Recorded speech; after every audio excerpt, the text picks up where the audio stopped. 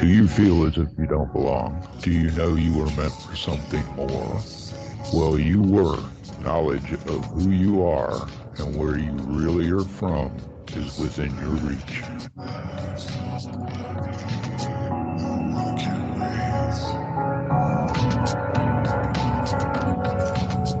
Join Janet Carol Lessin and Dr. Sasha Lessin as they search for the answers as they open up the Stargate to the cosmos. Hello, everybody, and welcome to Stargate to the Cosmos. And I'm your host, Janet Carol Lessin, and I'm here with my co-host, Dr. Sasha Alex Lessin. Our producer is Debra DeFranco, and you're listening to Revolution Radio, Studio B. And we have our guest here, Susan Plunket, and she's a science fiction writer and a psychologist in private practice in New York City. She received her doctorate at the New School for Social Research in 1989. Her first book, When Every Breath Becomes a Prayer, reflects her interest in Jungian dream analysis of people who have had an experience of the numinous as a result of emotional pain. She has a new science fiction trilogy called Mission from Venus, which creates the world of the fifth and sixth dimensional beings, where ETs are training on Venus to incarnate on Earth, to awaken humans to their powers and prevent the dark lords of Orion from enslaving humans and harvesting Earth for the dark side. Wow. And she lives with her family in Greenwich Village. And she's still in the third dimension with us. I like that. Okay, Dr. Lessin, are you with us? He's coming. He's running a little bit late. He'll be here.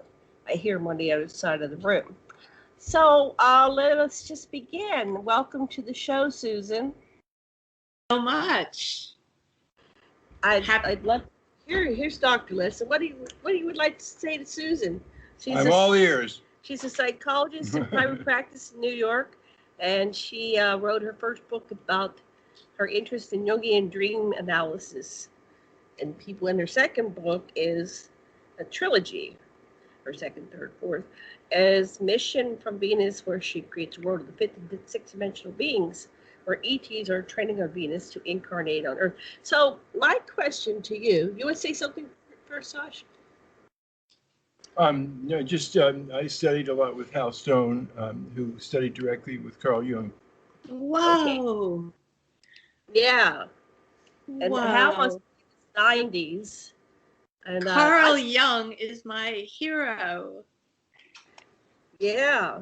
Tell our listeners a little bit about Jung, don't you guys, so we understand what you're talking about. Basically, what we're left with in Hal's work is that if you embrace the opposites within you, those are the same as the opposites without, and you at the core of every one of your subpersonalities is an archetype, and basically it's the whole chain of consciousness that people in the Far East have known for a long time, but Carl Jung, through his own explorations, got the whole thing from his perspective.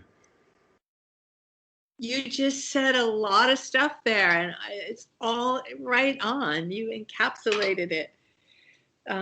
Bringing together the opposites within the psyche is a major developmental task for all of us. Bringing together our masculine and our feminine, making a union between our conscious and our unconscious. It's the work of a whole lifetime. And then all the archetypes which we embody help us and hinder us and help to fuel our conflicts, which we work through in various ways. But I wonder if you would agree with me, Dr. Lessin, that to finally get to a point of peace, or as some therapists would talk, freedom from neurosis or cure, you have to go all the way to the spiritual. The entire chain. Every time you center yourself between, say, your giver and your taker, or your whatever you've centered yourself between, you that now goes in, adds to your aware ego or your consciousness, and that builds up and that builds up. The more spiritual experiences, every time you have an integration, you build your spiritual side a little bit more, and it never goes away. That's the part that you can, and you learn as you do this to witness yourself. Now, that's a critical concept for us, that you learn to rise above the dualism that that's the Oedipus complex of every single level of consciousness, is that it's dualistic. And once you embrace both, then you're on the next level of consciousness, and it takes you all the way up the chain of consciousness to what we would call the holarchy of hierarchies, if you want to throw some terms out. But it's the same thing, everybody in every culture. I'm an anthropologist too.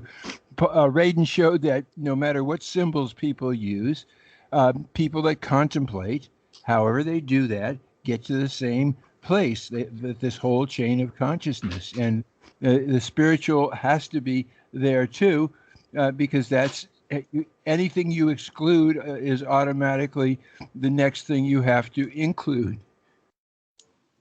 Exactly. Very clearly said, and I completely agree with you. I think Jung was just such a great gift to us. Freud was a great gift too, but he stopped short. I think he didn't want to bring the spiritual into it, but without the spiritual, the whole point of living is not tackled, because we're here to wake up to. I mean, now I'm getting away from Jung, and I'm talking about what I think. We're here to wake up to the fact that we're all divine. We're each a little bit of divine housed in our particular body of the moment, which happens right now for the three of us talking to be in our human body. But it wasn't always so. We probably had many, many different kinds of bodies in many different galaxies and planets.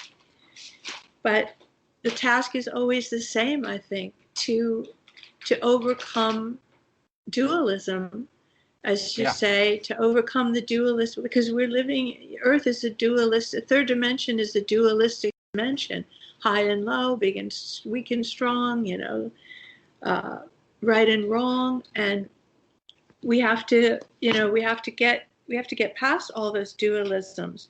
It's like that beautiful quotation from Rumi, where he says, I think he says something like, out beyond ideas of wrongdoing and right doing, there is a field. I'll meet you there. Oh, yes. Like when the soul lies down in that grass,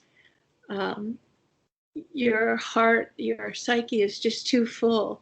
You can't even find language anymore, because you've moved beyond dualism into the sacred place. And Rumi was another one like Jung who understood that and tried to help us know that.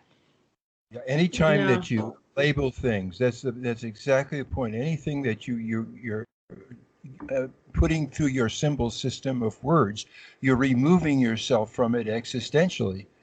And so words chop things up and they create dualism because they're making distinctions. And so you have to keep rising above words. And that's why words are insufficient or not nearly as rich as all the senses.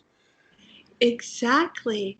You probably saw this or read this guy, this neurosurgeon, Eben Alexander, who had that near-death experience. And he made exactly that point when he came back, that language destroys this thing of labeling and trying to cram certain states into language destroys the experience. He went on to say that he thought that animals, because they aren't limited by linguistic considerations, can have more pure feelings than humans, because our language hurts us. The other person who it went viral, that My Stroke of Insight, Jill Bolt Taylor, when she had the stroke that took out her language with just about 2 inches in her temporal lobe for her language, her perception changed, because language directs our perception. And if we lose that, then we see the oneness. Everything flows together and we see the oneness. But we pay so much value to language in our culture. Maybe too much. What do you think? That's why the Jungian processes that we use in voice dialogue, like Santre work and Yes. drawing, and free you to some degree from language, takes you to the symbolic system, and then your work is to integrate the archetypes and symbols with your spiritual with your mundane, because Exactly. you can't ditch your mundane, or you're just into another defended, walled off part. So the ultimate secret is to just really totally be now phenomenologically having your experience. Closing your eyes is good. The way you communicate with your animals is send them pictures. Think a picture, and they'll respond to that and send you a picture too. And that's a way. I And love the that. extraterrestrials, and my teacher, one of them, Roger Wilger, who I studied past life regression with, he said, I never get any pictures or even words. I just thing instantaneously, all of it. And as I've been working with experiencers, lots of them, that's exactly the way they download stuff. Exactly. I had an experience of that myself about 6 years ago when my sister died, and I desperately wanted to speak to her or communicate with her. So I went to a life between life regression therapist in order to cross over myself. And it was so amazing, because I knew that this regression therapist was trying to keep a tether on me he kept dragging me back to say things to him about what was happening. But I didn't want to, because I was so present on the other side and there was no language. It was a telepathic communication, and it was just instant and full and beautiful and so loving. And he kept saying to me, and I was vaguely aware that I was lying on a chaise and the regression therapist was next to me. I had a vague awareness that my body was there and that I was crying the whole time, just weeping steadily. And yet I was really in this other place. And some of the questions he asked me were like, look at yourself. What do you look like? And I would force myself to make sense of his words and tell him, I'm a blue oval. And then he would say, what's your name? What's your name over there? And I forced myself to tell, and I heard this word that I had never heard before, and I told him that was my name, Sonam. That was my name over there. And I use I use her as a character in the trilogy. But it is the most wonderful way to feel, where everything is telepathic, everything is calm, everyone is one. Everyone was just different colors, ovals of lights, including me. And it was just a transcendent experience. Oh, that's wonderful. What's really useful in inducing trance, if you say, and if my in what I say is disrupting you, you just say, shut up, please, and I'll shut up. Well, I love it. I love what you're saying. I've had that experience where I've been in these altered states of consciousness. I'm an extraterrestrial experiencer, and everything there is telepathic. And when somebody's asking you to break it down into language, it's like you have to separate from the experience and go into translator mode. It's like you're working. It's like It's You know, you're just so ask me later. hard. Yeah. Yeah, just let me experience it. I'll tell you later. So I guess if we ever go into these sessions, just don't ask questions. Just let me feel and experience. That's what we do in holotropic breath work. Is we just allow people to have experiences for 3 hours to evocative music, and then afterwards they draw it, and then we talk about it. And nobody talks about your stuff. You're the only one that talks about your own stuff. Yeah. Right. The drawing is so good. That was another thing that gets around the language. Like Jung was always telling his patients, draw the dream. You don't even have to interpret the dream. You draw the dream. And many people resist it. Oh, I can't draw, but it's another thing like sand play, where you can get round some of the limits of language. So it's wonderful that you have your people draw in your workshops. You know, what my teacher did for having us do our center, he at one point built this great big platform with the thing that you walked on where you can look over yourself. You can climb up and look over yourself and see how the yourself system works. Wow. Physicalize a lot. Saggioli was really good with that too. So I don't know if psychosynthesis basically is the same stuff. Because we're so identified with our bodies most of the time that we think that's who we are. So any kind of looking over yourself or getting another perspective. You know, sometimes I look at my hands and I think, wow, I have these now, these things called hands, but at some time I won't have them anymore.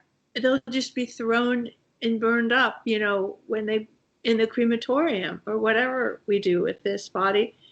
But right now I love them and I'm so grateful for them. And I was wondering, will I miss them?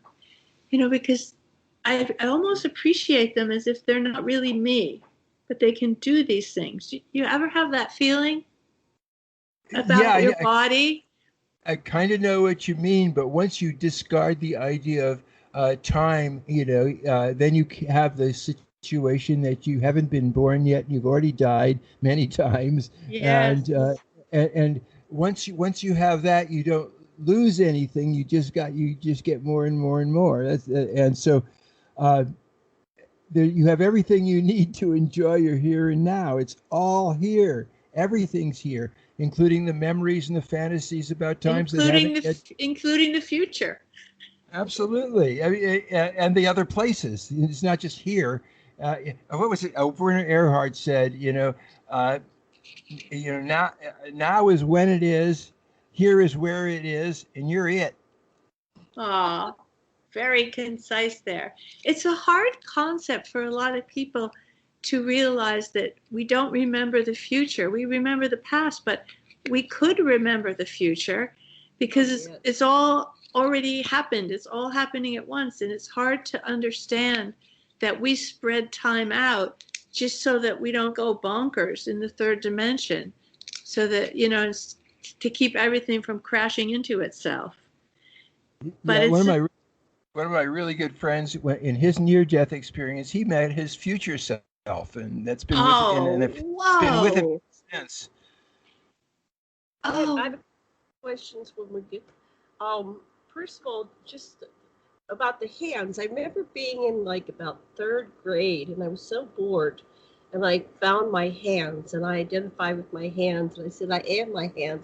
And when you think about it, you go through life and you see your hands do all kinds of things. They type, they grab the pen, so they're really a part of you. And so I was like, I am my hands. So I was playing with my hands, making little animals with my hands, and so bored with the material that was being presented. And then the other question I had before we get too far down is, so you were trying to connect with your sister, and you went live between lives, and you had a progression session. And most people don't know what that is, but can you just describe what it's the Dr. Michael Newton Institute they progress people into this deep state where they're able to go to where you go when you die, and To you a have bardo. well, it's beyond the bardo. It's kind of Yes. you're read by your guide. I mean, everybody has their own personal guide, and then you go to a committee and you do like an evaluation and you talk about the life you just lived, and then you go to your group. It's like we're continually having group therapy on the other side with our group, the ones that we tend to reincarnate with over and over. Sometimes they're your mother, sometimes they're your son, you know, and so you go through all these different relationships with one another, and so you continually examine what happens in the life you just had. Did you have it together? Was it apart? And how did that correlate with the lives you had previously? And then where you're going to go to next, and then you evaluate what's my what I want to learn next, and you kind of you step into your future lives for a moment, and then you narrow it down to like 3 or 4 different bodies, and then you choose one, and then you're being born. That was my books. Did I summarize that right? I like what Susie Hansen was saying, and also if you have extraterrestrial guides, you and they, or if you are an extraterrestrial, decide on your next mission. Right. So let's go back to how did I go through the process? Sister? Yes. Well, here's what happened. The regression therapist explained to me how they discovered life between life regression in normal past life regression therapy. Some people just started to land in between lives. So then this was happening in Southern California, where there was like a normal psychologist who just didn't even, I don't know. He was surprised himself when he stumbled on it. But then how he did it with me was in New York City, was he regressed me to my last death. And in that life, and I knew that already, that I was Japanese. I didn't know the details, but I knew that I had been in Japan in my most recent life. I was a man, and I had committed hara-kiri. So he regressed me to that life. And then we followed myself over to that other side. And once you're over there, there's no time. So I was met by a guide when I arrived, and I mentally, telepathically communicated that I had come because I wanted to speak to another soul. But I didn't see her right away, but I saw my father, and he was a purple oval, and I was so glad to see him. And he sort of came toward me, and I went toward him, and we just were sharing a state. There wasn't even really very much talk, but he seemed to know that I was there to see my sister Anne, who had been my sister. And then after a while, there were many other souls there. Someone sort of came up behind him, and then he turned, and there she was. And she just communicated to me that with so much love. It was just love. There was nothing to say. There was no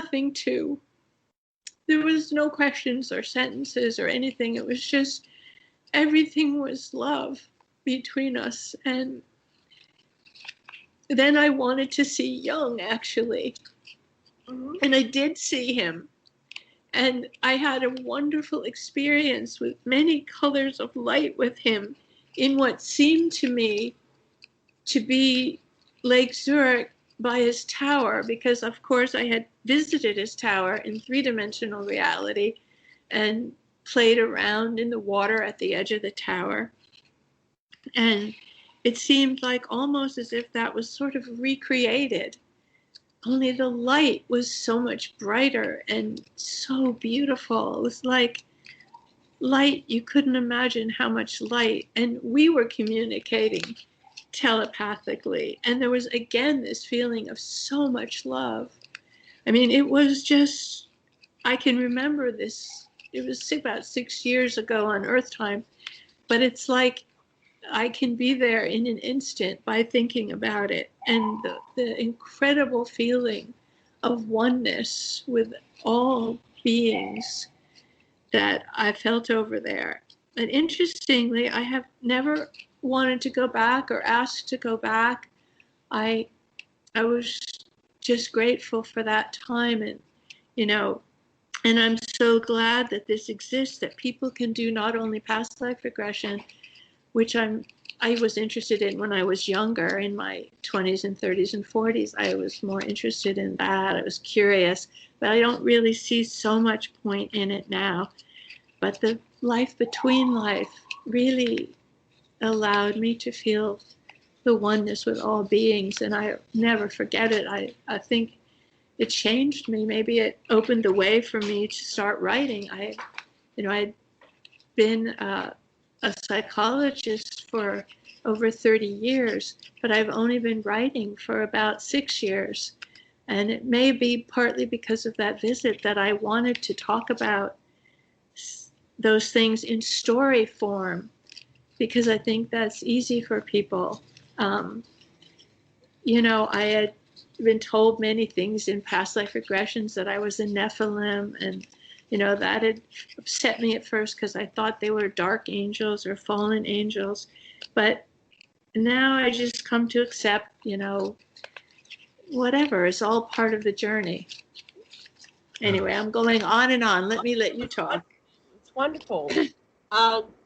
Go ahead. We'll go back and forth with questions. You take one. Well, next. it's just that I'm an anthropologist, so the Nephilim are the Ijiji, are the astronaut corps from the planet Nibiru, who ran the ore shipment station on the planet Mars. Maybe that's a bit far out for you, but for my not far out for me at all. The Nephilim, when they came down for Marduk, Satan's wedding, to Sarpanit, when he was trying to make an alliance with the Earthlings against the Anunnaki, the Nibirans, the Ijiji came down and they ran off with 200 of the Adapite women, and they were allowed to settle in Canaan.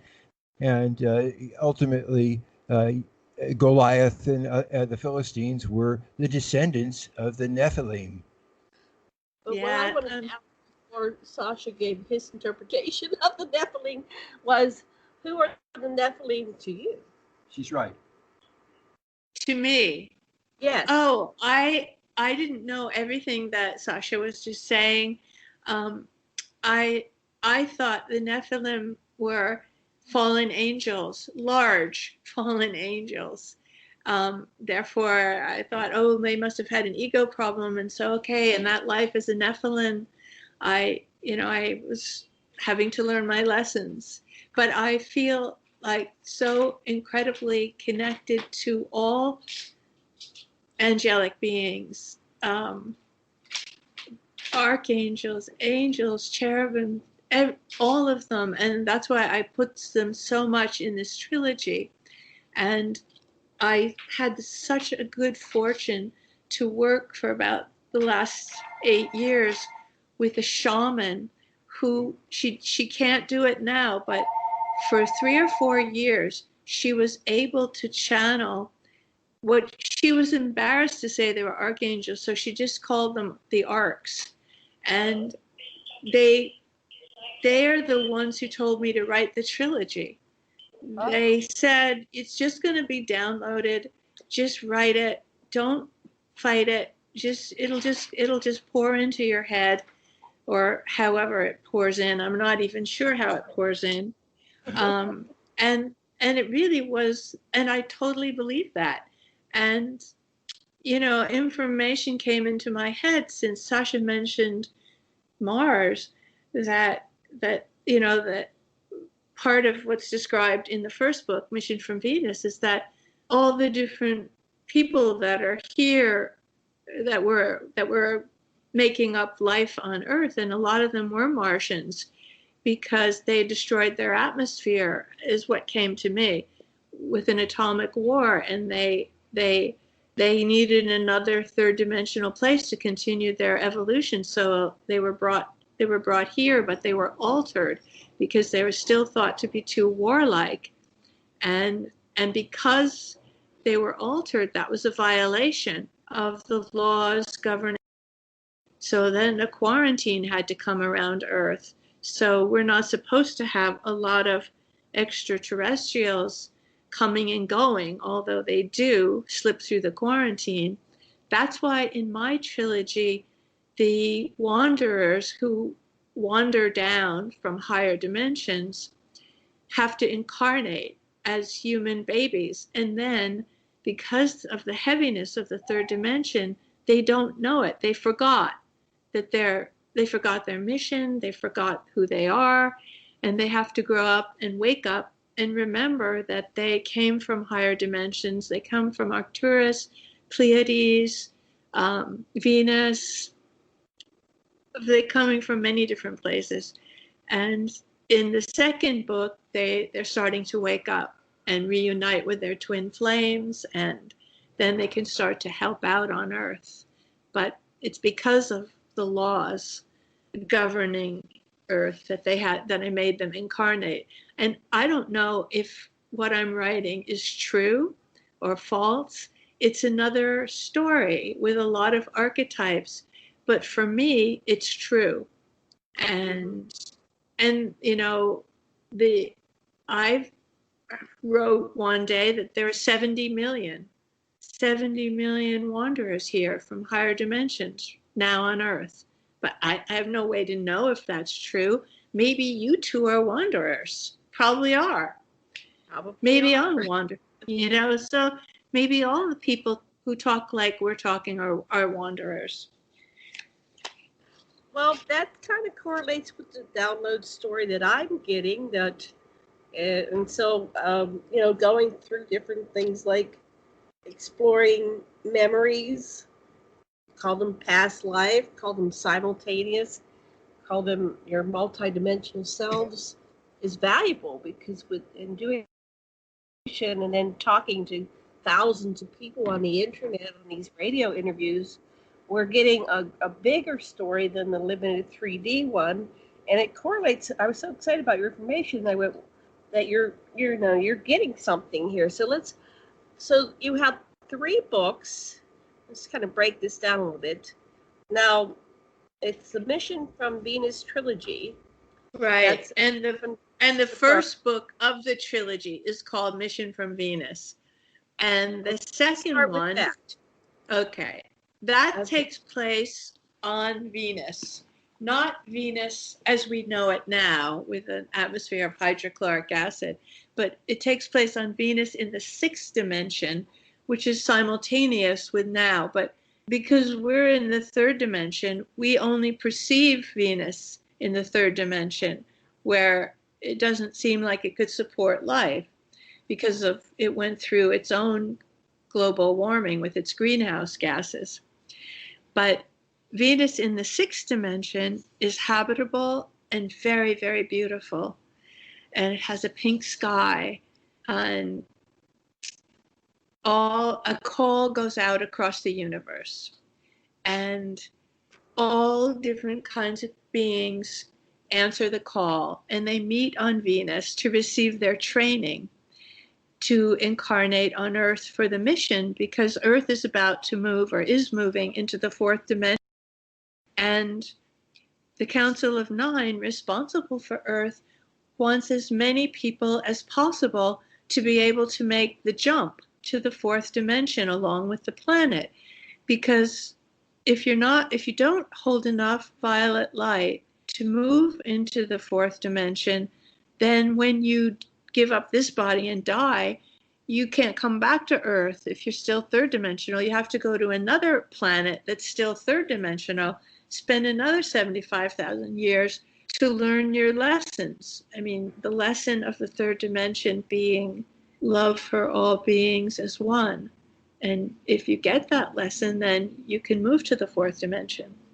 But if you don't, nobody's punished, nobody's lost. Everybody gets there, everybody gets home, back to the divine. But you might just have to spend another hunk of time somewhere else learning that lesson. So anyway, the wanderers are gathering on Venus, and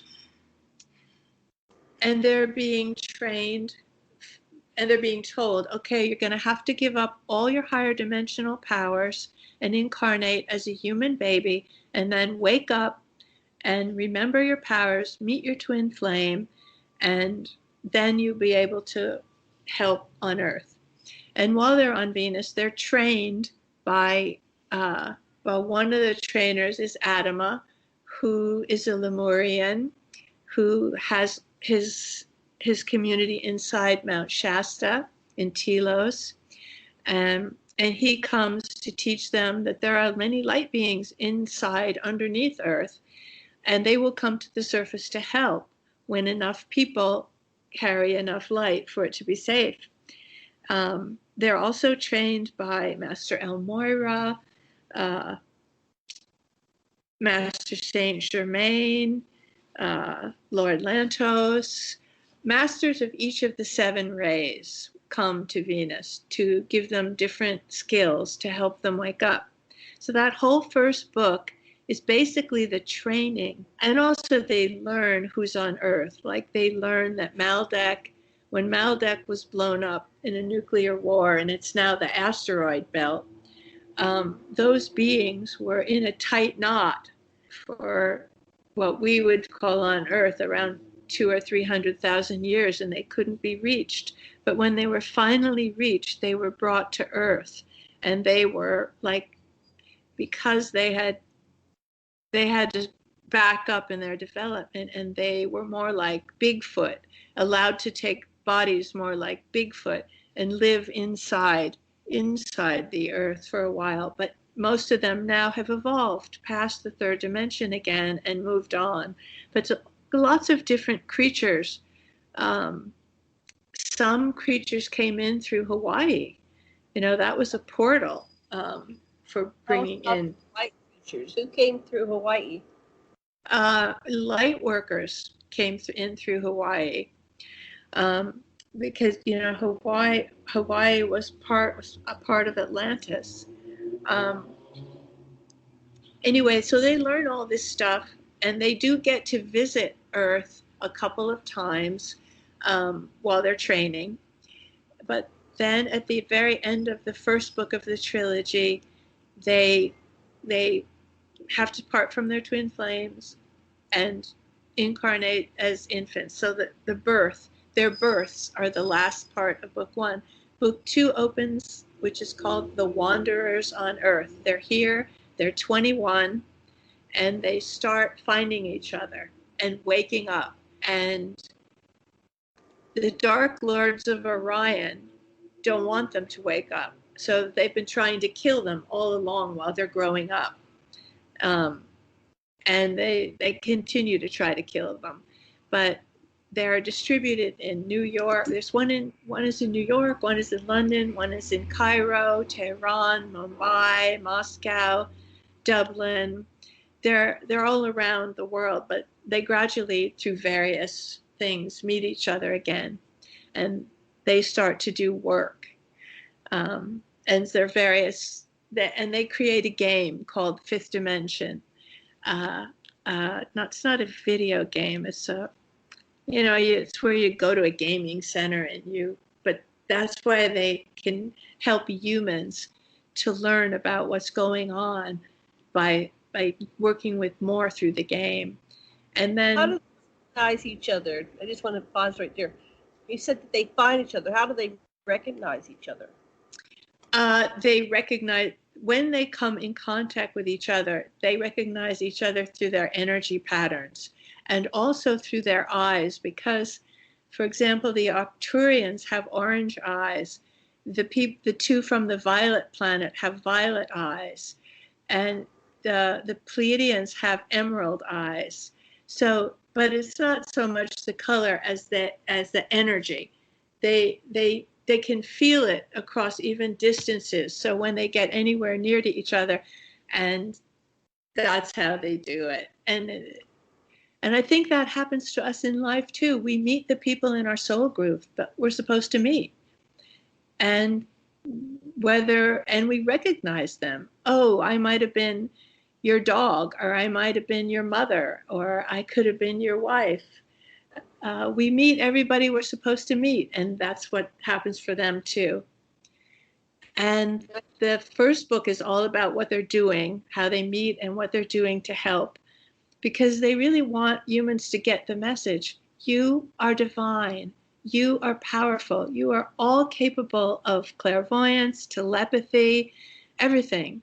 But you just don't know it. You've just been dumbed down. But come on, you all can do this. Every human can do this. So, but, the Dark Lords try to kill them, makes it more of a story. And then the third book is the book I'm writing now, which is called Battle for Earth. And I've been trying to write it during this pandemic, but I've been so preoccupied with just processing everything, like trying to figure everything out and trying to feel united with every other being on Earth in this thing. So I've got about 5 chapters so far. Yeah, I find that we're all kind of locked down, and because of COVID, I should be getting my book done, but I find it very difficult. It's like because I think we are connected, and I feel everybody, and I feel everything, and it's really hard to lock it out. I wanted to ask about, I've met my twin flame. Aww. And we've been together since 1997, and this is our third marriage. So I went through 2, and he went to 2 other marriages before me. So anyway, what did you want to say, sweetheart? You had a question. I could see it on your face. I was just gonna ask you. Who's in your soul family that you've connected with? Are you asking me or your wife? No, he's asking. Sasha's asking you. Oh, me. Oh, yeah. First off, my daughter is a major connection. Even though she didn't come through my body, we adopted her at birth. She's Mexican American of Mayan descent, and we have had so many lifetimes together that it's mostly she has been either the older sister or my mother, which makes for a very, very interesting dynamic when you're the mother. So she's a major one. But I've my father, I've had many lifetimes with my father. He's now deceased. He's a major person in my soul group. And then many men. I've been married and divorced 4 times, and I think all of them are members of my soul group. I think none of them were my twin flame. But all were wonderful, and we were together for the time we were together, and then we weren't anymore. I also have several close friends who I just know they're a part of my soul group, and I feel so grateful. And also, there are some patients who are part of my soul group, and that makes an interesting thing for boundaries and everything. Right. So I've been very, very lucky to meet the wonderful beings that I have met in this lifetime, and I hope to meet more. I mean, I feel I have some more time here. I'm 73 now, but I think I turned 73 on Sunday, but I think I have a bit more time, and we'll see. Yeah, happy birthday. Well, Yeah. Sasha's, he turned 80 on July 9th, and I turned 66 on February 6th. So we're all different signs. Yeah, baby boomers. Although Sasha's a war baby, so he's got memories of World War II. That was like, yeah. Well, I can relate to that. I have lots of people that I had deep connections with, and I feel that they are part of they're soulmates, they're all part of my soul group. And, it's been interesting, the dynamics with these people, but I was able to experience deep connection, deep love with these people, even though our egos and our personalities didn't quite connect. But Sasha and I have so much that we share. It's like our mission is the same mission. That's And the thing, I think. When you have a shared mission, I think that makes all the difference. great. Go ahead, sweetheart. You have a Well, yeah, I spent many, many years studying with Hal and Sidra Stone, and I saw a relationship that worked, and they were so honest about their own transactions that I was able to understand how relationships sour by the disowned personality parts that are projected on the other person. Yep. There's Yep. vulnerability on both sides, and there's always, we call it transference and countertransference, but it's always the child in you and the parent in the other person, and the child in the other person and the parent in you are always doing these interactions. You might think that you're the expert therapist, but the patient is paying your rent, and so Yep. you're dependent on each other. Yep. Oh boy, it's a wild world. it's really interesting if you can come to terms with it and have peace with it. And I love what you're saying in your books, I should say, plural. So I read a book called The Gaia Project. It was about 2012. It was about a man that was dying. He had heart failure, and he started to download this information. He talked about the call went out to the universe for people to come and volunteer to come into the earth and go unconscious. And the goal, and it was about 1 million years ago, I think he said, or maybe 10 million. I have to reread the book. It was very good. I mean, he wrote this, and then I don't think he lasted long after the book was written. I think he got 2 books out, and then he died from his heart failure. And so, but it sounds like that. And what he said was that we were in this cycle of birth, death, recycling, in and out of lives, because we were to accelerate our learning process. If you have a species that's in one form for the whole time, they tend to get the lessons and evolve as fast as a short-lived species that just keep going in and out, in and out, in and out.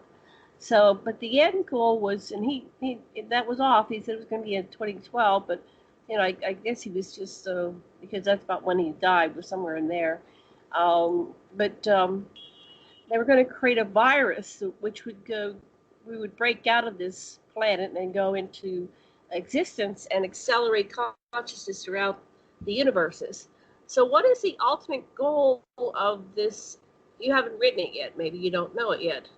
Of this experiment in consciousness, the Gaia experiment, but whatever you call it. I haven't written it, but I sort of wait to get ideas dropped into my head from wherever they drop in from. But I suspect, or I'm hoping, that after, in the 3rd book, after some battles with those energies that don't want people to evolve, that there will be an ascension, a kind of ascension scene with many, many humans, well, the souls really, ascending to the 4th dimension, and actually a paradise on Earth, that in several hundred years, there will be a paradise on Earth. And everyone who's living here will at least be, maybe it'll be 2,000. But at some point, Earth will be a paradise, and everyone here will have the consciousness of loving everyone as one being, and understanding that, we all participate in the one mind, that it's like that old filter theory that William James had back in the 1800s, when he said, we filter consciousness from the universe at large, and our brain just allows it in.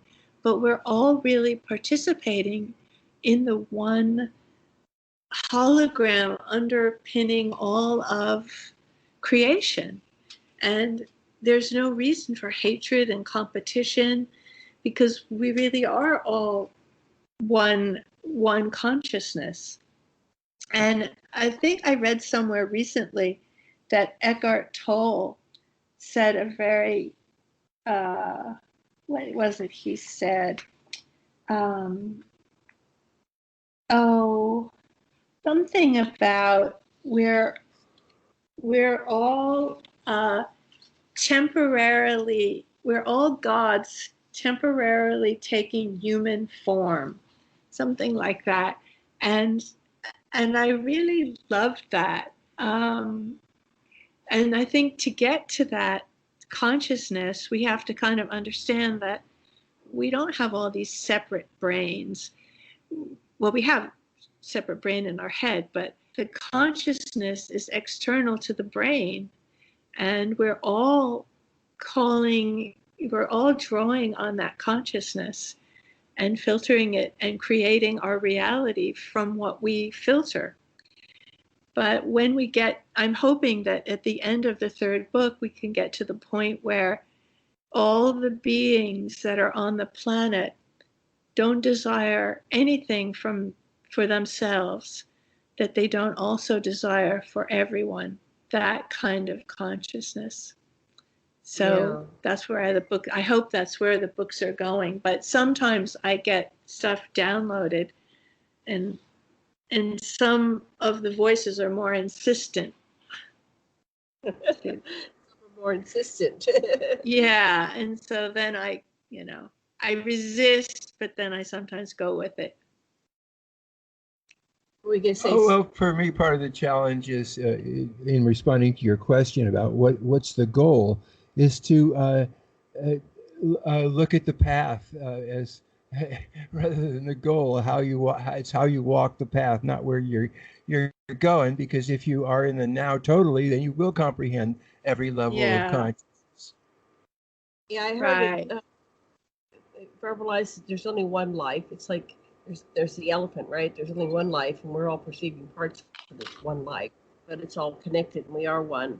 And it's really, I think, from what you just described, we're in book 3 right now, so maybe that might be why it's hard to write, because we're in book 3, and so we are. I think we'll get to that point of universal consciousness and oneness, and all loving each other, just like when you went and saw your father and your sister, and and the way they described it in the Newton books is we kind of are permeable. So when you meet your other aspects of your family and your soul group, you kind of merge into each other and then back out again. It's like a full hug, come in and go out. I love that description. So, but how do we, especially in this crazy COVID world, we'll talk about a lot of this when we get back. We're coming up on the break.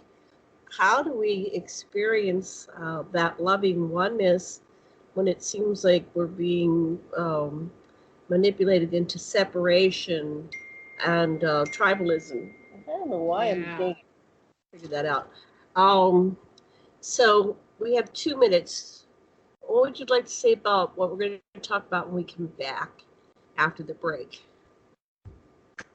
I think people probably would like to hear your thoughts and Dr. Lessin's thoughts and my thoughts about why COVID happened, how it can be useful, what we have to learn, and how we move through it, among other things. I love that. Yeah, because it's affecting everybody. This is like World War II affected everybody. One bug to unite us all. Yeah. Well, Preacher Gene says that when a system has perturbations that are great enough, it reorganizes into a more inclusive level. Beautiful. So it's our Beautiful. motivation, our opportunity to, yeah. Well, that's what I keep getting about it. And so when we get back, we will examine that and other things. And then you have a bunch of talking points. And then we have your chapters. Yes, your chapters. So we can go over some of those things. Lots to talk about. Oh, you have chapter 38, Avalon. I grew up in a town called Avalon. Everybody says, reason why you grew up in Avalon. So, yes, there is. So, okay. Anything else, sweetheart, you want to say before the commercial break? No, but listen, we are very peaceful people, and sometimes the commercial breaks have a violence in it that it makes me feel a little uncomfortable, I must admit. I usually walk away. The one thing I keep wondering is why in the world they killed this guy named Dirty Dog McGee on the lone highway, because my show starts with this stupid thing every time. Back in 4 minutes. See you.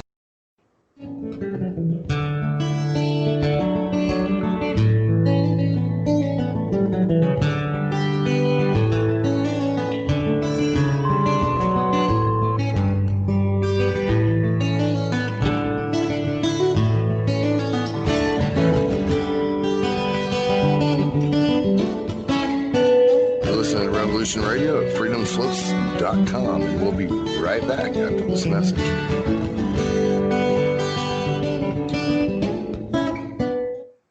Many years from now, would you be willing to trade all the days from this day to that for one chance, just one chance, to come back here and tell our enemies that they may take our lives, but they'll never take our freedom?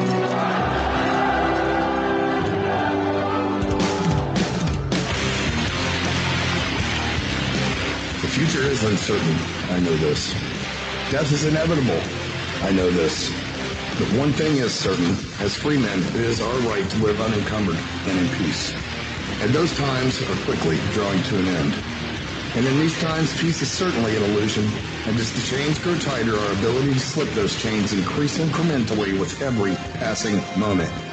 Inaction is no longer an option.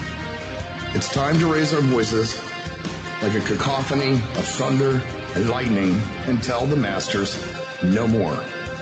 And this is Nighthawk, and I say, for myself, no more. Revolution Radio, freedomslips.com, because the freedom is slipping away.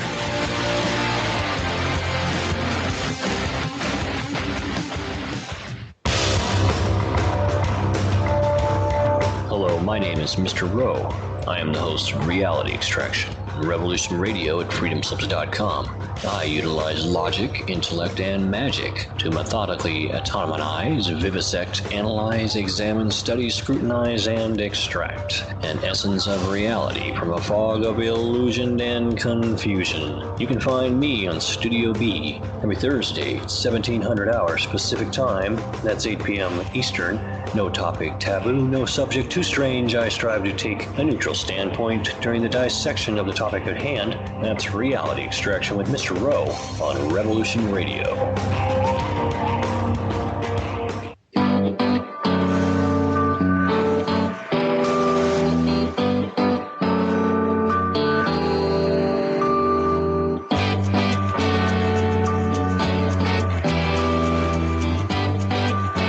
Anarcho-syndicalist commune. We take it in turns to act as a sort of executive officer for the week. Yes. But all the decisions of that office, you bastard, you've got no arms left. Yes, I have.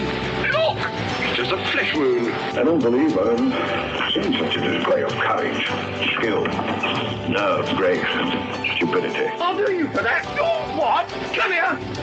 What are you going to do, bleed on me? I'm invincible. You're a loony. The Black Knight always triumphs! Roundtable Live, Monday through Friday, 1 a.m. till 4 a.m. Eastern Time. Bring your mind, bring your ideas, bring your voice. King Arthur had nothing on us here at Revolution Radio, freedomslips.com.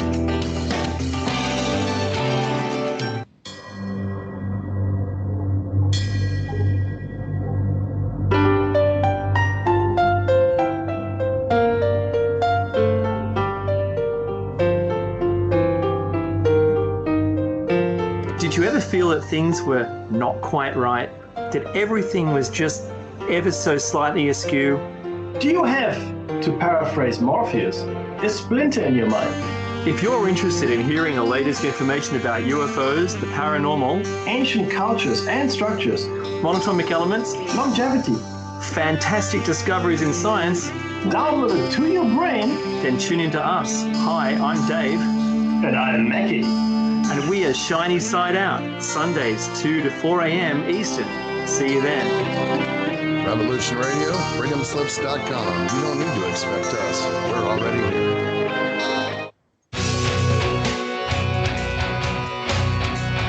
All right. Thanks for listening while we took that short break here at Revolution Radio, freedomslips.com. And yeah, we're going to get back to your host.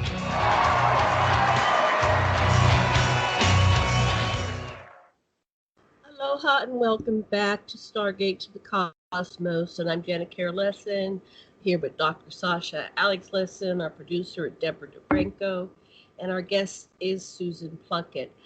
Before we get back to our show, I'd like to remind you to go over to the donation button on revolution.radio, and please make your donation. If you go to the top left tab, you can make a one-time donation, or go to the Patreon button and you can make a recurring donation, and we do appreciate your donations. Thank you very much. And before we get back to Susan, I wanted to give Debra DeFranco, our producer, a chance to ask questions and give us feedback. I was waiting for the segment where she talked about dream interpretations, because I have a lot of experience with premonition dreams and don't understand them at all. So I was interested in hearing what she had to say about it. Great. Debra, what kind of premonition dreams do you have? I often dream about natural disasters. I dreamt about the food shortages that we've been hit with these last few months. The big earthquake in San Francisco, I had a premonition about that the night before. I'll have premonitions about car accidents, or it's usually, I've been told it's the gift of prophecy, because it's always when someone or something needs a warning. Wow. And do you give the warning? Do you give the person or the warning if you can? I used to, and it used to freak people out, and then I stopped. So now I don't do it at all anymore. Yeah. Jung said that less than 1% of dreams were actually prophecies or were actually predicting the future, but yours sound like they really are. And that was very rampant in New York City before 9/11. Yeah. Many people, including myself, had dreams about that incident. One person dreamt it 2 years before, and that was probably, she picked it up at the time it was being planned. So it's not unusual at all, because we are all connected through the collective unconscious, and we are all connected through the one mind. You're somewhat clairvoyant, which is a wonderful gift if it doesn't disturb you. It sounds like maybe it disturbs you a little. I feel like it's more like a curse than it is a gift. You can shut it down if you want. I do. I've become an expert at shutting it down. Yeah, I think you can ask your higher self to just filter them out, that it's too much. unless they're personal to you. Like I can give you an example of one that I had, which was helpful, even though it was shocking, because, dreams speak in the language of symbols. The unconscious prefers symbols to words. So very often dreams are visual. I dreamt that I was standing on a platform in outer space. It looked like a basketball court, but there was the floor of a gym, but there were no sides and no roof, just like blonde wood, but you could see the markings where the free throw guy would stand to make a free throw at the basket. And so I'm standing there and I'm wondering where I am, and I'm looking out into space, and I see the Earth out there in the distance, that sort of NASA photo, the blue-white, the beautiful blue-white. And I'm looking at it and I'm thinking, well, where am I if that's the Earth out there? And then all of a sudden, as I'm looking at it, the Earth flips upside down, and I wake up and I think, oh, the Earth flipped upside down. The world turned upside down. My world is going to turn upside down. And I tucked that dream in and I said, okay, now I have to wait, because I know something is going to happen, but I don't know what. It wasn't specific, like with the World Trade Center dreams. And 3 days later, I got a call from my brother that my father had been taken to the hospital. And because I had the dream, I knew that it was his time. So I canceled all my patients for the next 2 weeks. I rented a car and I left New York City and drove up to Ithaca. And I think if I hadn't had that dream, I wouldn't have acted so quickly, and I wouldn't have spent the last 2 weeks of his life with him. And I was so grateful to my unconscious for giving me that dream. So when you work with your psyche, Debra, don't let them, you can ask to have filtered out, because the brain is a filter and the psyche can filter things that aren't helpful to you, that you don't need to know things that are going to burden you. And you would only need to know things that could be helpful for you and your family. Because dreams are an amazing, amazing gift, but they can also be a burden. And it sounds like some of yours were a burden, that you are, psychic, Yeah. and sometimes we don't want to know so much. Is there any dream in particular that bothers you that you want to talk about? No, the one that I had that came to pass, and it's not over. The food shortages aren't over. They're going to get worse. I had that dream 4 years ago. Wow. And I knew it was coming. Yeah. And I knew I've been trying to start a seed business and growing seeds and learning how to grow food. And I've been teaching myself how to do it on a very large scale for the last 4 years because of that dream. Fantastic. So that was a helpful dream. Yeah. And you won't be putting that poison Roundup on your food. Oh, no. Everything's grown organically, and it's all heirloom vegetables. Yeah. That is such a wonderful gift to yourself, your family, and whoever gets to have those. I can't think of a more wonderful thing than he who plants a garden plants happiness. It is just such a beautiful connection with the earth. Are you an earth sign? I'm Virgo. Oh, yeah, you are an earth sign. Huh. So it's a good thing for you. You come to it naturally. My Labrador retriever is licking my face. He likes the idea of gardening, I guess. Well, good for you. You acted on the wisdom you got from your dream. I very much act on the intuitions I have about things. And yes, I take the information. I mean, it's not a burden to me. It was a burden in the beginning because I didn't understand what it was. Now I understand what it is, and it's not really a burden. It's just I like surprises. I prefer not to know the future. Yeah. Well, give your psyche the suggestion that you really don't want to know the future, and and ask. But when you ask for the gift of a dream before you go to sleep at night, be a little specific.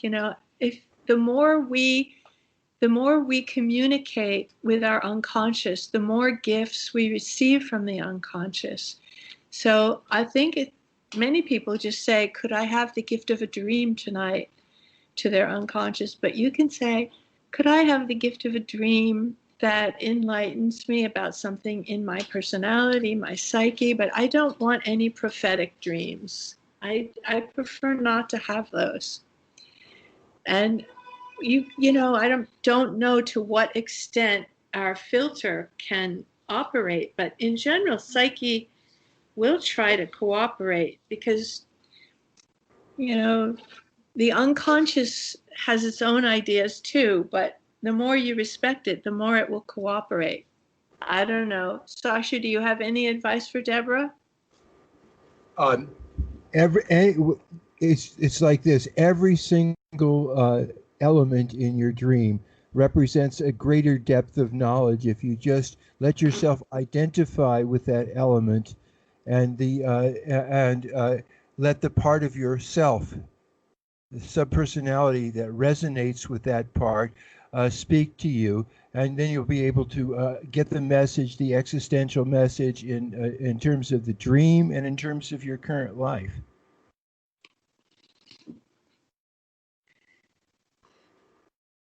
Have any of you been having what I call these COVID dreams?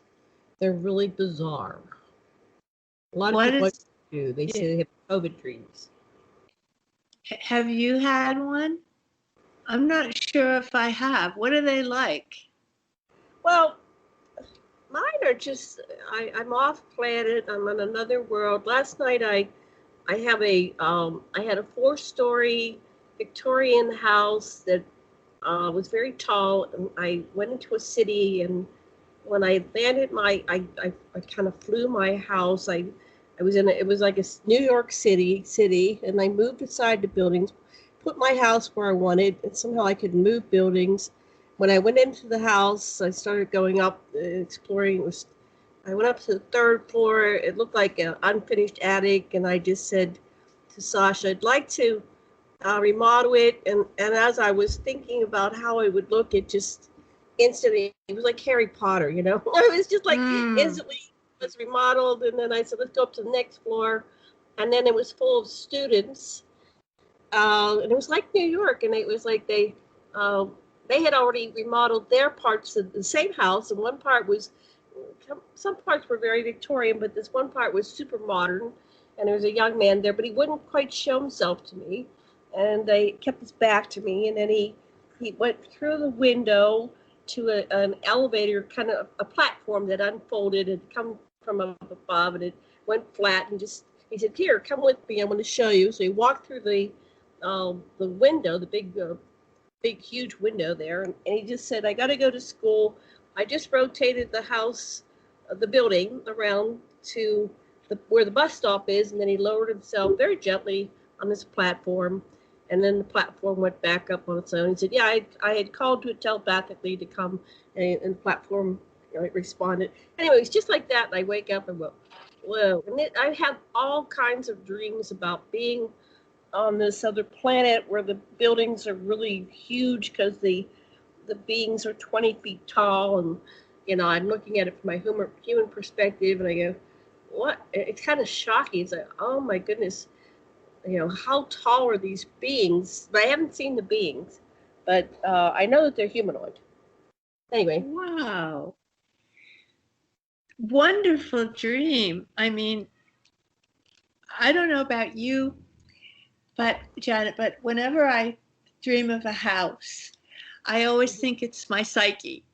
And your psyche, I mean, if we wanted to just think for a minute that this dream, this house, because you're traveling with it. You're flying in your house, and then you're exploring the floors, and you're going up into the mind, the upper floors of the house. And it's your psyche is a very, very creative place, with masculine and feminine and students and moving parts. I don't know what Sasha thinks, or if he looks at house dreams that way, but the young guy could be an aspect of your own masculine, and he's the part of you that's going off to learn, and he can rotate the house to get to the bus stop and lower the platform down. There's a lot of flexibility and creativity in your psyche, and it's wonderful. I think it's a really marvelous dream. Any thoughts, Sasha? Yeah, we actually worked this dream. You already did. Yeah, many of the same conclusions that you just did. That's wonderful. It's converged. Right. Yeah. And so I like to dream. When I wake up, because this past week, each night there's something I call them magical, and it seems to be a response to my frustration that my hands appear to be tied in regards to this election and to COVID, right? And it's like, how can we influence this world? On the highest level, I know I'm, like God manifest in human form, or we're all one life. Yeah. And I know that on the highest level, I can do this. I can switch us and put us onto the positive timeline, and then I get the objection, but you can't do it for everybody. You have their own choice. I go, yeah, but there's only me, right? And so I go through this intellectual debate within myself with other people, because I think we will wake up and realize it's a dream, and we're the dreamer and everything in the dream. I think that's true, that we are. But you know what I do when I get sad or frustrated about the divisions and the splits in the country and the people identifying with this and that? I think to myself exactly what you said. We are the dreamer, and this is the dream. But in the meantime, because it's so convincing, this reality, it's very convincing to the senses anyway, I just send scalar waves. Like, it's a term I learned from Cindy Dale, who's an intuitive in Minnesota. And she was making the point that there's an absolute universe, which is much older than the Big Bang, because we know now that dark matter is older than the Big Bang, if there even was a Big Bang. But and that the absolute, or the divine, or God, or the holographic mind, whatever we want to speak of it as, has so much loving, healing energy to give, that I say, this is what I say to myself. I say, okay, I want to acknowledge my higher self. I want to acknowledge all my guides, angelic and in any form they are, that are coming from the light. And I want to acknowledge our connection to the absolute. And I want to ask the absolute to send healing waves of grace, scalar waves, or Tesla called them longitudinal waves, to the earth to heal everyone's consciousness. Sometimes I start with, send them to my family in my apartment, send them to my whole building, send them to New York State, send them to America, send them to every state in the Union, send them to the whole world, send them to the whole cosmos. And then I feel better when I ask, and people don't have to receive the scalar waves or the healing waves, but they're offered, they're on offer. And I think if we ask the divine, then we're more likely to get answered, or we're more likely, at least it makes me feel that it's a form of prayer. I think that's what I'm trying to say. It's a form of prayer to ask for healing waves of grace to come for every being, every animal, every tree, every person. maybe, especially in these times, and now we have an election coming, and whoever wins, people are going to be angry. Some people are going to be angry. And so I want scalar waves to just make us all accept it, however hard it might be, or whatever we might think is happening to our country and to the world. Somehow half the people are going to have to accept something they don't want. Right. This reminds me of I used to talk to my father who was in World War II. He was in the Italian front, and he was like first in and last out. And he told me how horrible it was, and his whole platoon, or whatever they call it, was wiped out, and he had to get his buddy down the hill, even though he'd lost his arms, his legs, and so he just had his torso, and he threw it back. Anyway, this horrible story. Oh my God! And survival, and my father was like Clark Kent, this mild-mannered person, and I couldn't even imagine him, having to go through all that. But then when he finally, I was the youngest, and he just kind of melted down to me and confessed to me. Peace for him, and I'm reminded how this is like the same energy, the same helplessness. It's a global catastrophe, yes. And so I feel some of that angst that he felt, and then I have my own feelings, and then I go to this magical level, and I access my universal consciousness, God self, and then I say, but then if I stop the game and it's game over, and I pull everybody to the fourth dimension, and then they won't have anything left to do, and I'll rob them of their experiences. So I go back and I say, okay, I'm here. I'm just human Janet today. I'm just here now. Where are the yeses today? Anyway, what do you think of that? Good. That's a good. We're struggling. I think that's the point. We're struggling. We want to love one another. We want it to be better, but we don't know what's best for everybody. And, sorrow and heartache and pain, they're teachers. And I think we all agree to whatever we manifest before we incarnate. And we don't realize how hard it'll be once we get here, because we keep piling it on. Oh, I'll do this in that lifetime. I'll learn this. Yeah, and by the time we're done, we realize, boy, I ask a lot of myself in that life. But we don't know what the other people have asked for. But so you're right. We can't magically jump every dimension, even though I think you and I both have that impulse. Because we have to have our challenges. But even in the hardest times, like April in New York City was a very precarious month, because basically we all thought we're just going to die because everyone has it. It's all over. New York City's the worst place on earth to be. But at the same time, there was fear, because we didn't know that how helpful masks could actually be. We were scared, but then the air was getting clean. The air got so clean over New York and everywhere. And birds, so many birds came into New York City. And there was no traffic, and it was so quiet. It was just, you could walk down Fifth Avenue. I live on the corner of 9th Street and Fifth Avenue. I could walk down to Washington Square Park with my dog right in the middle of the street. There were no cars. There was no honking. There were birds. The air was clean. And, by May, we were starting to not be so scared and to understand that there are things to do. It's not just going to kill everybody like we thought in March. Everybody's going to be wiped out in this whole city. So I think, we went through, there were gifts. I guess there were gifts.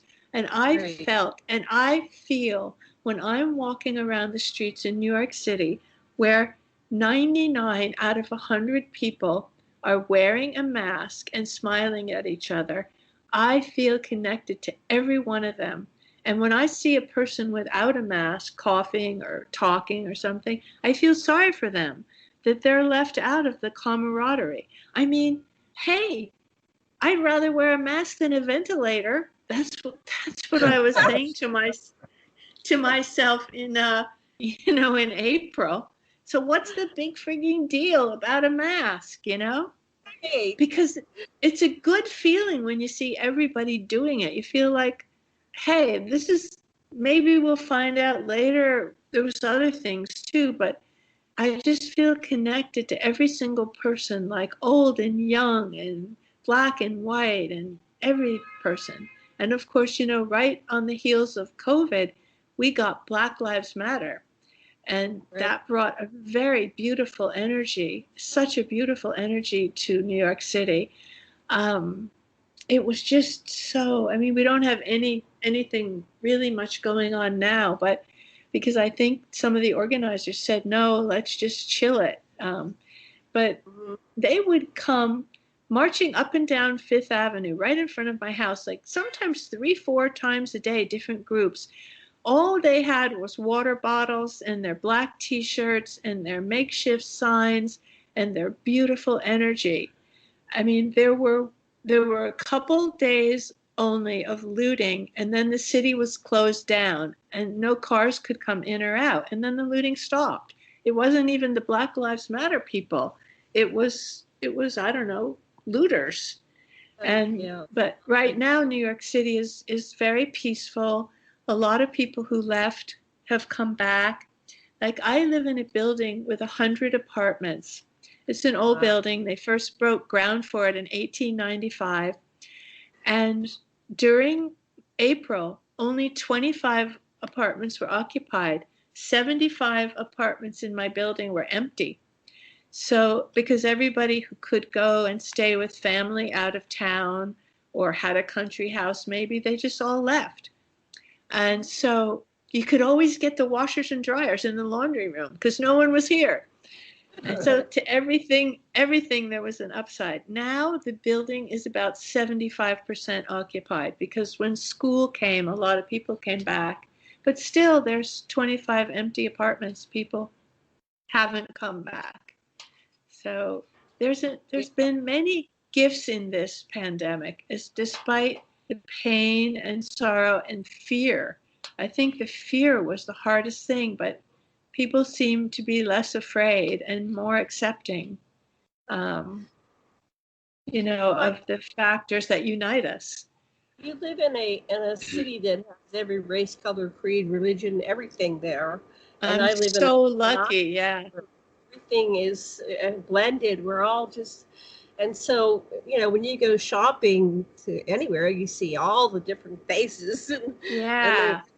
And you just see everybody's people and everybody's smiling. We're just there to, support each other, get our groceries, get in safely, get out safely. And yet, I kind of feel sorry for some of the parts of the world that are just so, in our country, that are just so polarized and angry at each other. I know. Like the color of your skin or who you're voting for. And it's like, sometimes I don't get it. The disrespect for the persons, the people that were enslaved, and their ancestors were enslaved. A country was built on slavery, and slavery still goes on today. And when you see the policeman's knee on George Floyd's neck, you know that this is intolerable, and we just aren't going to take it anymore. Yeah, and back to the mask. When people wear masks, because it's not about I'm not going to get it or you're not. I'm not going to give it. It's like you care. To me, that's a symbol. Things go down into the archetype. They go into the symbols. And when you wear a mask, it doesn't matter the reality. I hear people that get into, well, the flu will kill you. And it's like, why are you going down that direction? Yeah. I would be so horrible if I caught the virus and then I was the one that gave it to someone. We wear the masks for each other. Right. And so I get so irate about people not caring about other people. Don't you and they'll say, well, I've got my food and I've got my finances. Is like, well, don't you care about the people that they're out in the streets and it's so hot, they're going to die in the heat, or so cold, they're going to die in the cold. I can't help but care. And on some level, because we are connected, I feel these people. You talked about 911. When 911 was coming, I was in a coma for 2 days. I was fighting for my life. And my Sasha wanted to take me to the hospital. I said, no, I'm working through something. I don't know what it is. I'm working through something. And then I finally kind of broke the fever, and everybody was downstairs watching the Twin Towers falling. And I walked down and I go, oh, that's what was going on. Okay, now I get it. Wow. And I turned on my computer and I just watched it fall over and over and over. And I just said, sons of bitches. They took it. I knew it was an inside job. I said Dick Cheney. That's what I said.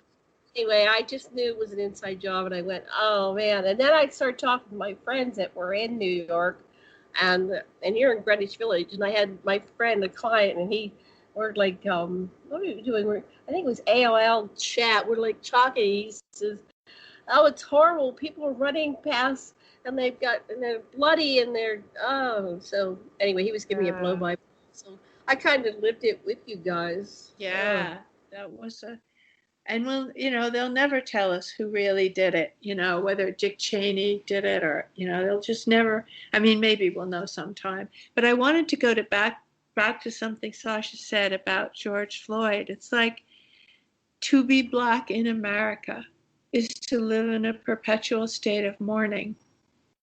It's just, during the Black lives, I have a brown daughter, but so I've been aware of racism maybe more than I was growing up as a white girl. But during Black Lives Matter, you just couldn't stop weeping every single day because you finally felt like what they felt and feel all the time. And I don't know how many people awakened during that, but I think a lot of people awakened and got more conscious of of the suffering of people of color. At least I hope they did. Not anyone, not any Trumpsters, but a half Black daughter, and what do you have? 4 or 5 grandchildren, right, Debra? You still there, Debra? Yeah, I have 4 grandchildren. My daughter's half Black. My grandchildren are half Mexican. Oh, they must be so beautiful. They're like this light brown. I believe, in the next 2 or 3 generations, all our kids will look like this. Thank God. They'll be so much more beautiful.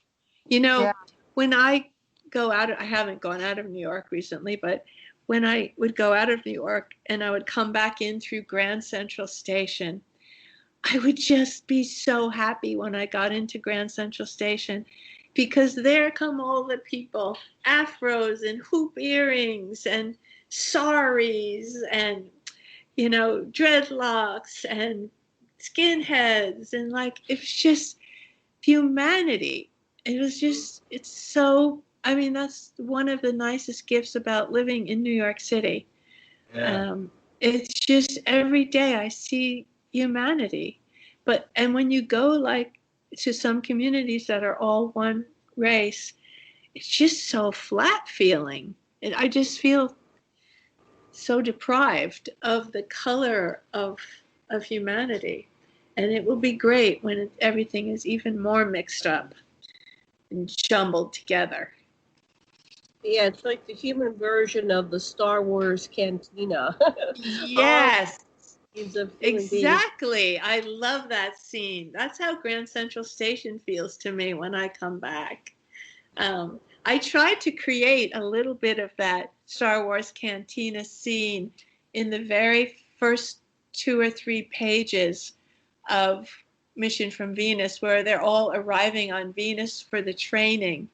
And they're all coming by. Some are bipedal, tripedal, quadrupedal, Some have sensors, others have flaps. And so in the beginning, they're all very varied. And then Master Saint Germain, or one of the teachers, says, okay, because you're going to be bipedal on Earth, just transform yourselves so you can get used to it into some kind of bipedal form with, 2 appendages other than your bipeds, and, 5 digits on each appendage, and, some kind of a roundish head. And so then there's a scene where they all transform from their other forms. But it's just trying to make the point that we're not our body. We're not our body. We're our soul, our spirit. And that's what we love about one another. So true. I had my own personal experience where I found myself at a meeting of 100,000 unique species, and there were no 2 alike, but they were all eyes.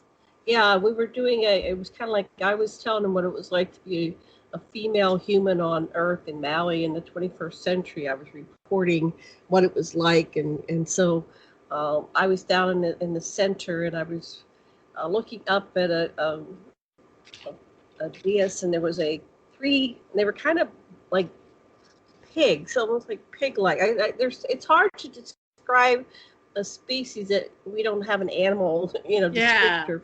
So it was in that range, but it wasn't quite exactly. And they were the only 3 that were the same species. And anyway, so I had this experience, but I said, and then you would ask questions telepathically, and I said, well, everybody here has a face of some kind, and they're bipedal. And they said, yes, but that's you're seeing 100,000 species that are kind of in your range, but that's nothing like the cosmos is. They're far more diverse, but we didn't want to freak you out because you're a human being.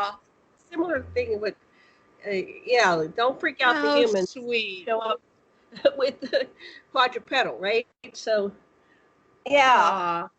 What a great scene. That was, I came back and I was totally blissed out, whatever these are, if they're real experiences, or I felt like I was bilocating. So I came back into awareness of my bedroom, and I'm here in Maui, so I go to paradise, and the tropical birds are singing, and there's water that runs past my bedroom window, and wow. But I kept one. It's like I kept one part of my awareness in both locations for a while, and I just held that, and that was like a highest sense of bliss, being in with the eternal, and then being here in a human form. So I've become aware through my journey, meditations, and I've had 8 near-death experiences. So I've been on the other side. Wow. 8. Yeah. Wow. I had a mother that liked to kill me, but I kept coming back. Wow. It was a very strange experience. But so I'm really going to, I want to go, because we're running out of time, back to your story, because right now we're in book 3. So give us some insight. You have 5 or 6 chapters written. Where are we going with this? Well, I actually started I had written a couple of chapters when COVID hit, so I threw them out, and I started with COVID. So the first chapter, and the chapters that I've written so far, 1 and 2, they're the wanderers perceiving COVID, and then getting some direction from the Council of 9, who is convened in the rings of Saturn, and then Black Lives Matter, and why that we reached a tipping point with George Floyd, and what we're supposed to learn from that.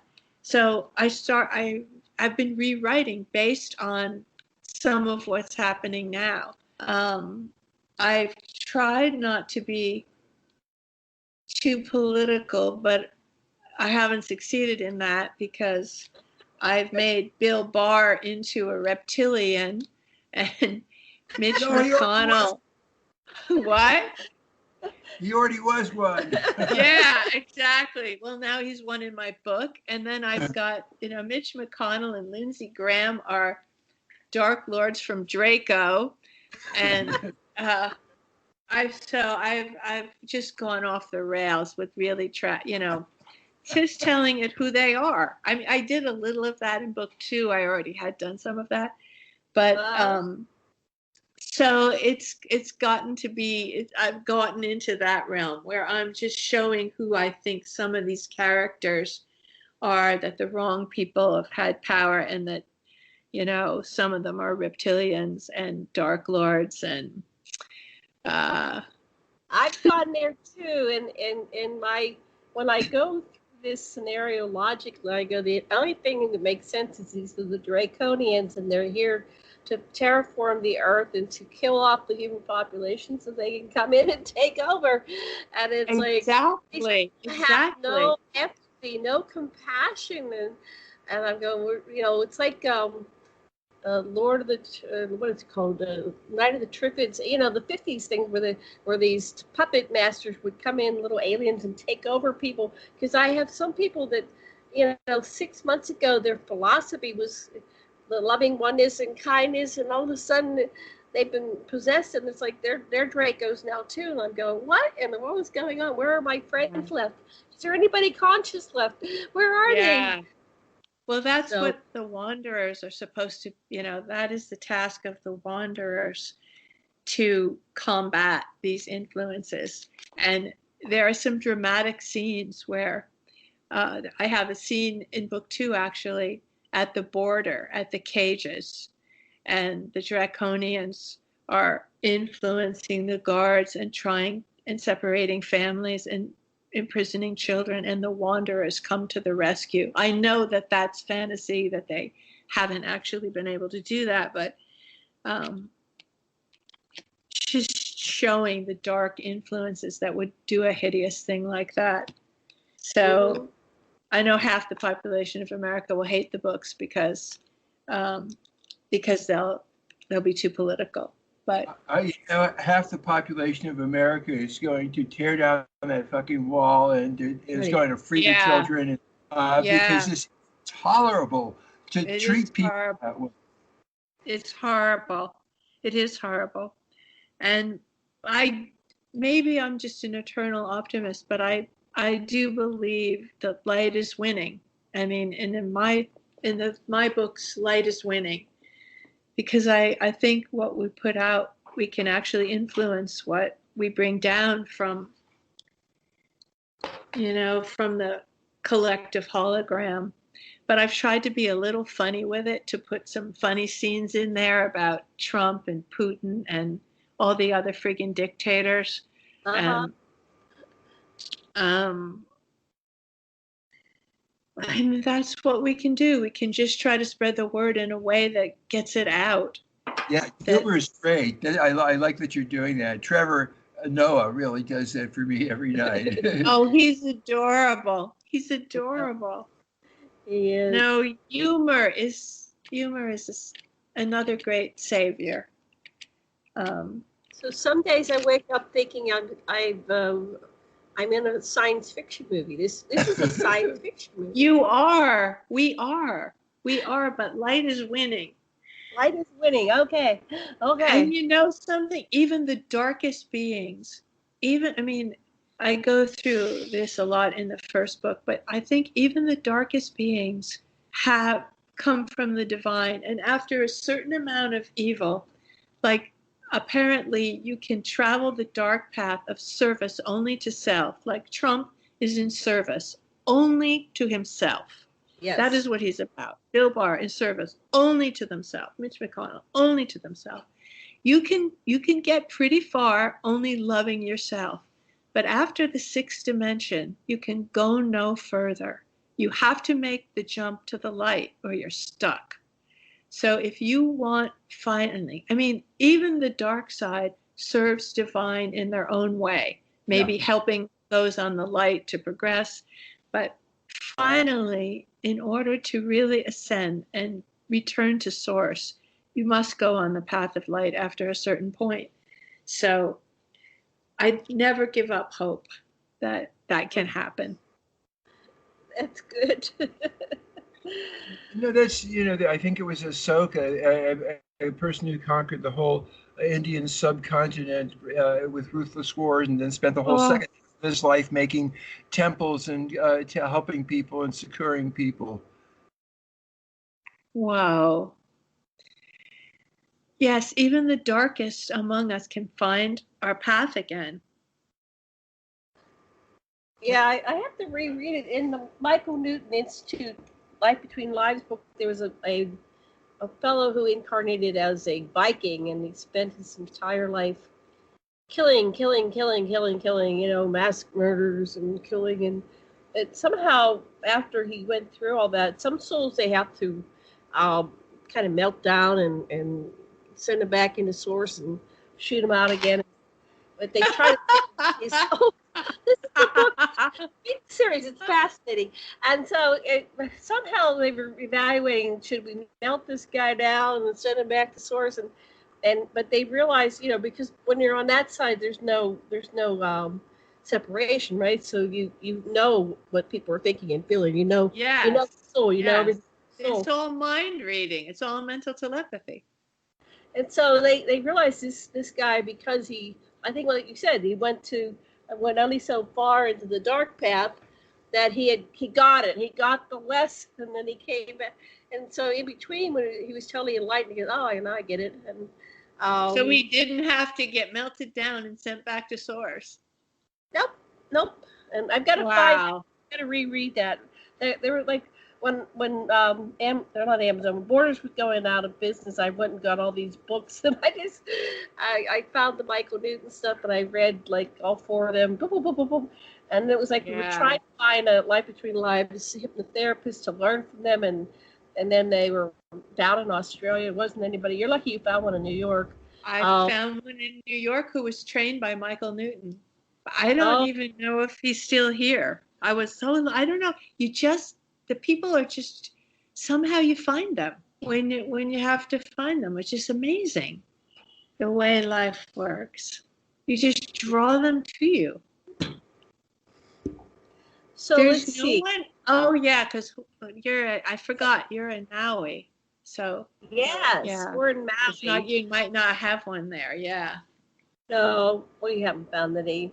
So let me ask you about your book. You say, okay, when they reunite with their twin flame. So explain from your perspective, what's the difference between a soulmate and a twin flame? Okay, this is my perspective, what I understand from, the ideas that they pour into me. That a twin flame, when you fly out from source, it is one spark. It splits into 2. And they incarnate in separate, one soul, one spark, into separate entities, and they go through many evolutions, and they meet at some point, and they may meet and then not meet again, and meet and not meet again, but they are one spark in 2 bodies. Whereas a soulmate is anybody in your soul group is your soulmate. So you have a lot of soulmates. And they're the group that you incarnate life after life, this similar group of people, playing different roles so you can all grow and wake up. But a twin flame is a unique thing. It's one spark, one soul in 2 bodies. I don't know, what's your understanding of it? It's very similar to that. You're the same essence, and so you reunite. It's like the yin yang symbol. So you reunite and you weave around each other, and you make a whole. When you're together, you make a whole. Make a whole. And sometimes when you meet your twin flame, if you haven't done your work or you haven't learned what you need, then you repulse each other because it's not time. Yes. Together with your twin flame until you've done all the work and the lessons you need in order to be able to accept one another. To handle the energy. Right, right. So in your book, you have, let's see, I'm reading it. I have very 4 pairs of twin flames. There are 4 couples, 4 pair of twin flames. And the books follow them. All 3 books follow the same 4 pairs of twin flames. And they don't find each other for the first 21 years, even though they have brushings where they see, they might see them for a second. But eventually, when they're 21, all 4 couples, you reunite in different ways. It happens. And then all 8 of them reunite. And then they really take on the Trumpsters and the dark side. I can't wait till the book is out. I got to see how we do this. Well, we're living it. We're living it. We are living it. We are living it. Yeah. We are living it. Wow. Yeah. Book 1 has been out now for a year. Book 2, The Wanderers on Earth, comes out December 11th on Amazon and Barnes. It's on. It can be pre-ordered on Amazon. But if you email me your address, I'll send it to you. I will most definitely. Cool, It's exciting. Yeah, just email me your address and Debra too. If you're interested, just send me your address too. If Debra's not still here. But, she's here. I'm here. I'm here. If you're interested in it, I will send it to you. And, I think, Debra, you might like When Every Breath Becomes a Prayer. I'll send you that too, because that has a lot of dream analysis in it. So that's something about you. Is that a reflection of your story? Yes, it is. It is pretty much that. Not my whole story, but a period of time. I think it covers about a 6 or 8 year period of time when a lot of things happened. Are you in a relationship, or do you have what are your I do. I'm not sure, but this is a little weird, but 40 years ago, I met a man, a musician, poet and a musician, and I thought he was my twin flame.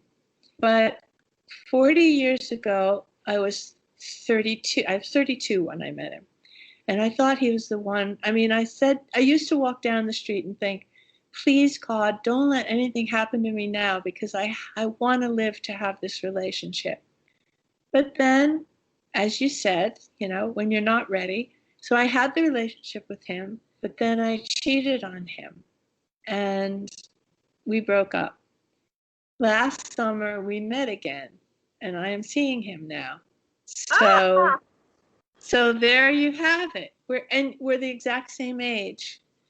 He's the Capricorn and I'm a Libra, but we reunited when we were both 71. Well, that was last year before my birthday. And now I just 2 days ago turned 73, and he'll turn 73 in a few weeks. So yeah, that's a very weird thing. And we both been married and divorced since then. So yeah. That's very interesting. Yeah. Yeah. I don't know what will happen this time. I thought he was my twin flame. But then when I met Sasha, I go, oh, you guys are 1 digit off. It's like there's this sequence that's a soul signature, right? And I go, and I still love this guy, but it just wasn't working out with the personalities. And then he let me go. He goes, no, I wasn't supposed to be the one in your life. I was supposed to lead you to Sasha. And I go, yes. So we both knew that. So we set each other free, but we still, every year around his birthday, we say hello. But he's still married. Right. His wife's jealous, but I just, Sasha doesn't have a jealous girl. He knows that I'm totally. No, Sasha's enlightened, so there's nothing to be jealous about anyway. Yeah. I like it when you have fun with other people, honey. Oh, I know. He's too open. That's love. That's love. No, he's not too open. He's great. He's great. Okay, we're down to the last 2 minutes. What would you like people to know about yourself? How to reach you? We're gonna get your.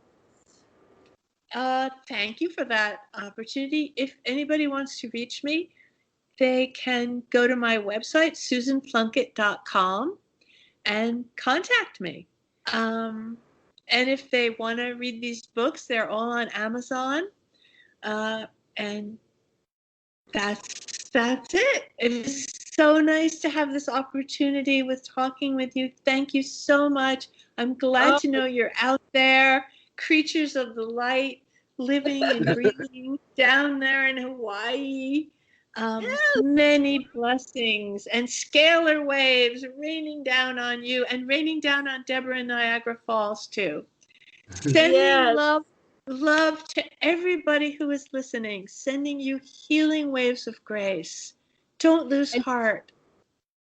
Do you still see clients? Keep loving. People do sessions with you? Yeah, I'm still a practicing clinical psychologist, but I'm only doing them on Zoom because, I don't have an office right now because the suite closed. My office building closed. Bye, everyone, listeners and hosts. Bye. Make aloha. Aloha. Everybody. Thank you, Debra. Thank you, listeners. I'm waiting for the music. Music. Here.